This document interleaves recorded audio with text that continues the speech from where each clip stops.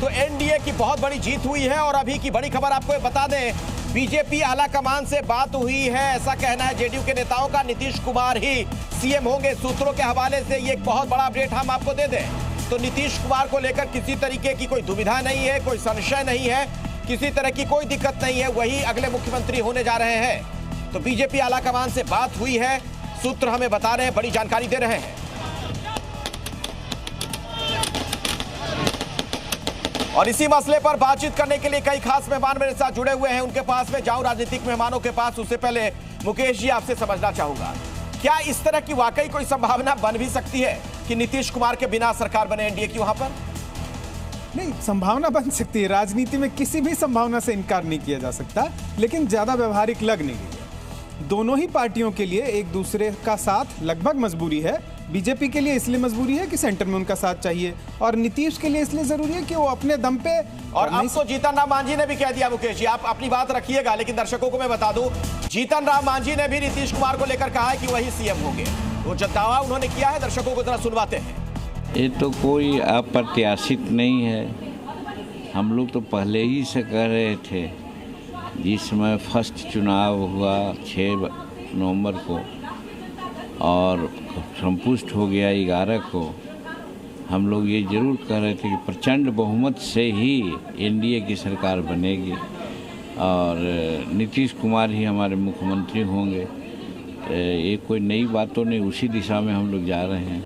अब जबकि जीतन राम मांझी ने भी मुकेश जी ये बात कह दी है कि नीतीश कुमार ही होंगे, तब तो मुझे लगता है वो वाली संभावना फिलहाल बहुत कम हो गई है कि वो नहीं होंगे मुख्यमंत्री। बिल्कुल।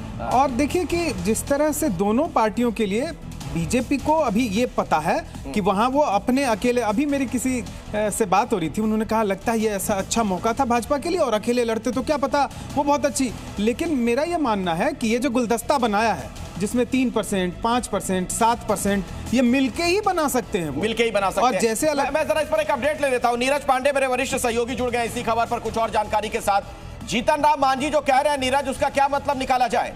एक जो कैलकुलेशन हो रही थी कि एक अलग से जेडीयू के बिना भी कुछ सरकार बनने की संभावना हो सकती है, मतलब उसको अब खारिज कर दिया जाए पूरी तरह से?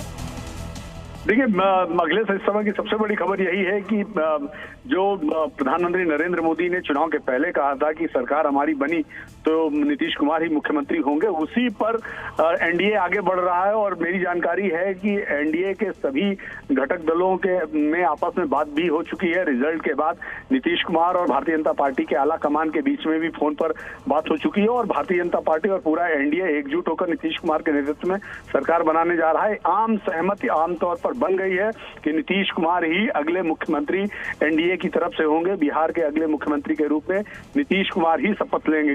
तो ये आपको मैं बता दूं, ये पूरी तरह से तय हो चुका है, और इसको लेकर कोई भी संशय एनडीए के घटक दलों में और भारतीय जनता पार्टी में नहीं है। जी अखिलेश, ये व्यवस्था आगे भी बनी रहेगी, क्योंकि एक तो थ्योरी ये भी चली ना, कॉन्स्पिरेसी थ्योरी जो लाई गई थी कि हो सकता है कुछ दिनों तक रहे, कुछ महीनों तक नीतीश रहे, फिर कुछ नई व्यवस्था बना दी जाए। देखिए, अभी तो फिलहाल यही व्यवस्था है, फिलहाल अभी यही निर्णय है कि नीतीश कुमार ही मुख्यमंत्री के रूप में शपथ लेंगे, और उसके बाद आने वाले दिनों में, आने भविष्य में क्या कुछ होता है वो तो राजनीति में बहुत सारी संभावनाएं बनी रहती हैं। लेकिन फिलहाल जो सबसे बड़ी खबर है यही है अखिलेश की, नीतीश कुमार को सर्वसम्मति से आपस में तय करके मुख्यमंत्री बनाने का निर्णय भारतीय जनता पार्टी और एनडीए की ओर से लिया गया है। चलिए, बिल्कुल आप सही कह रहे हैं, राजनीति संभावनाओं का खेल है, तो भविष्य के गर्भ में क्या छिपा है फिलहाल नहीं कहा जा सकता है।